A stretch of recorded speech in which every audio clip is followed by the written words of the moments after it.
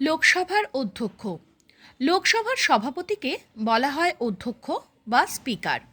নবগঠিত লোকসভার প্রথম অধিবেশনেই লোকসভার সদস্যগণ নিজেদের মধ্য থেকে একজন অধ্যক্ষ নির্বাচন করেন। অধ্যক্ষের কার্যকালের মেয়াদ 5 বছর, তবে তিনি পদত্যাগ করতে পারেন বা পদচ্যুত হতে পারেন।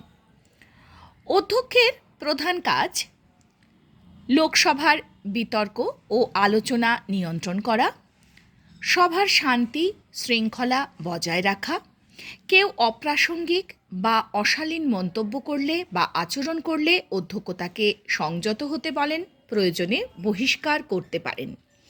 বিশৃঙ্খলার জন্য সভা সাময়িকভাবে বা সারাদিনের জন্য বন্ধ রাখতে পারেন।